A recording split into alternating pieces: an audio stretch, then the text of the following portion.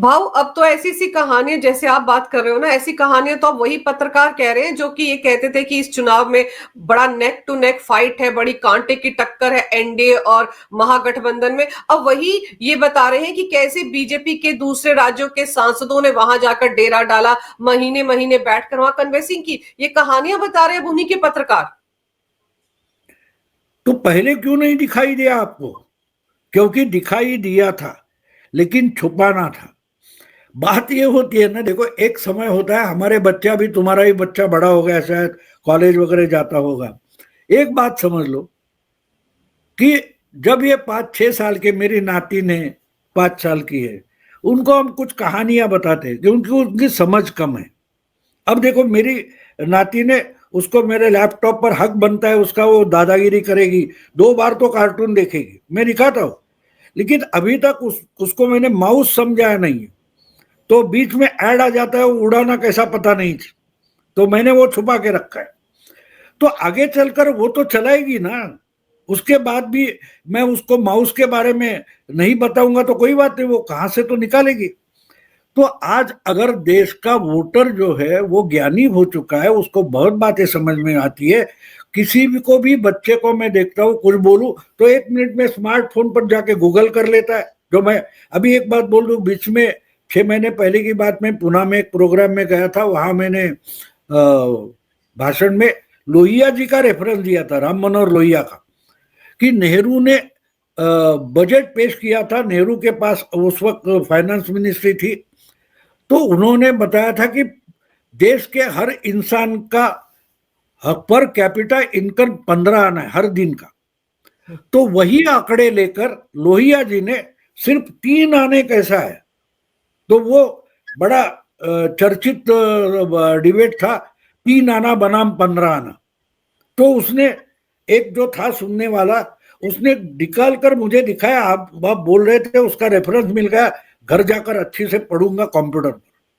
तो इतने जल्दी आपका सबूत चेक करने वाले बच्चे आज की जनरेशन है, उनको आप झूठ बोलकर कुछ भी भ्रमित करोगे तो आप भ्रमित हो, वो बच्चे भ्रमित नहीं है। वो सामने से अपमान नहीं करेंगे लेकिन पीठ पर बोलेंगे बुढ़ा सठिया गया है, बोलेंगे। तो इनकी हालत ये हो गई। अब भी बोल रहे इसने ये किया अरे उस वक्त दिखाई नहीं दे रहा था जब समय था गली कुचे में जाकर वोटर से कार्यकर्ता को मिलना था 2 महीने पहले। उस वक्त राहुल गांधी अगर पदयात्रा निकालते 14 दिन की और सब कार्यकर्ताओं को उधर बुला लेते हैं तो गली कुचे में वोटर से मिलने जाएगा कौन?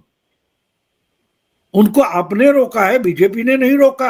आपके कार्यकर्ता थे, आपके फॉलोअर थे। तो आप बोले वो छोड़ दो, यहां आ जाओ, आज बहुत अच्छी वनडे खेलेंगे।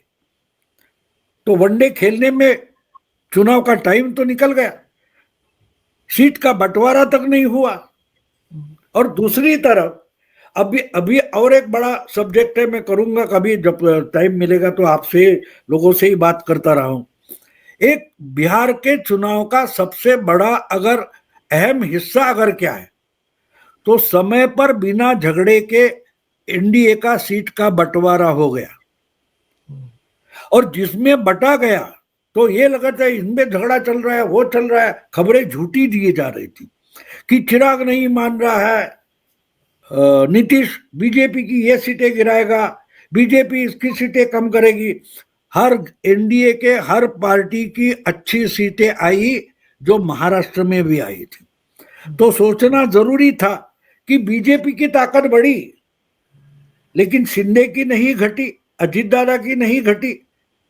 तो ऐसी का चमत्कार हो गया कि उनको समझाया गया कि ज्यादा 90 सीटें मांग रहे हो, चुनकर कितनी लाओगे? 20 लाओगे, 25 लाओगे? तो सीटें कम ले लो, 60 ले लो, और 60 में से 35 लाओ। 90 में से 25 लाने के बजाय 60 सीटें ले लो, 35 लाओ, संख्या तो एनडीए की बढ़ेगी। भैया तुम 85 ले लो, 100 मत मांगो, 80 ले लो, लेकिन 80 में से अगर 50 लाते हो तो एनडीए की बढ़ेगी। हम बीजेपी ज्यादा लड़ेगी और ज्यादा लाएगी। बीजेपी ने बीजेपी का एक भी डिपॉजिट महाराष्ट्र में नहीं गया। और मानता हूं, अभी मैंने आंकड़े देखे नहीं, लेकिन मैं मानता हूं कि बिहार में भी बीजेपी ने जितनी सीटें लड़ी है, स्ट्राइक रेट छोड़ो, एक भी डिपॉजिट नहीं गया। तो क्यों नहीं गया? अब अखिले आरजेडी के वोट परसेंटेज कम नहीं हुए, तो इतनी सीटें में फर्क क्यों हुआ है?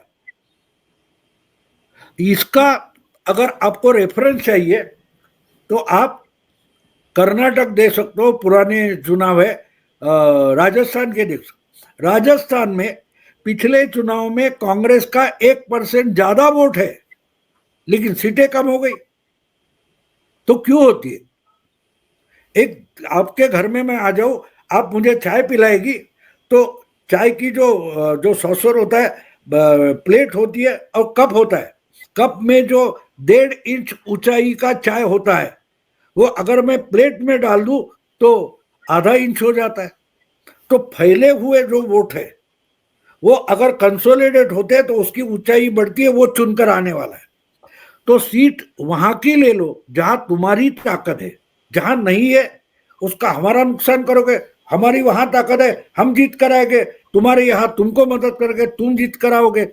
इस ढंग से सीट का बंटवारा होगा। ये सीट मुझे ज्यादा चाहिए, हारने जीतने का सवाल ही नहीं था, हर एक को सीट ज्यादा चाहिए थी, उसमें ही फंस गए महाराष्ट्र में। इसलिए मैंने पहले से बोल रखा था कि जो महाराष्ट्र में हुआ वही रिपीट होगा।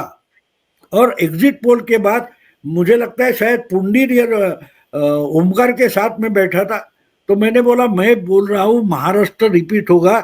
इसका मतलब साफ है कि अगर महाराष्ट्र में इंडी अलायंस 50 के नीचे आ गई तो यहां भी 50 के नीचे आएगी।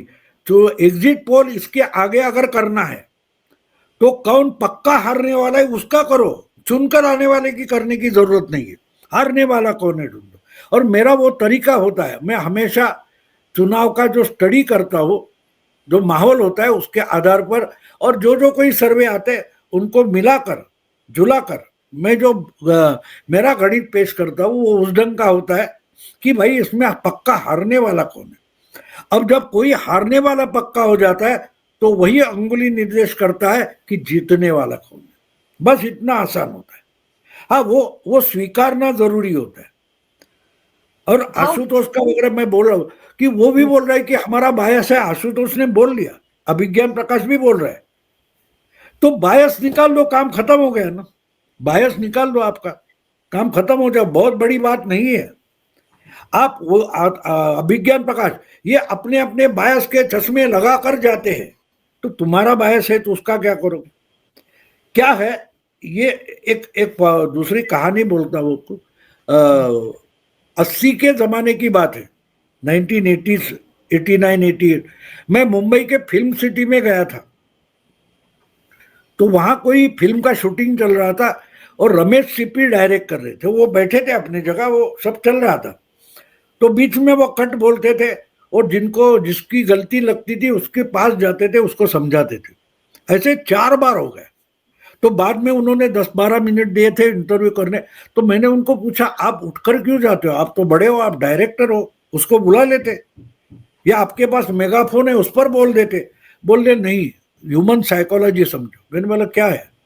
बोले मैं अगर उसकी गलती जाहिर से बोलूंगा, पब्लिकली बोलूंगा, तो बाकी लोगों का नेक्स्ट टाइम ध्यान उधर रहता है कि ये गलती करता है कि नहीं, और अपनी जगह गलती कर देते।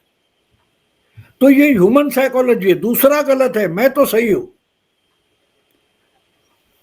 जो इंडिया अलायंस है उसमें सब लोग इतने ज्ञानी हैं कि वो अपने मित्र दल की गलती ढूंढते रहते और बीजेपी की या एनडीए की गलतियां ढूंढते रहते और खुद की गलती कर जाते।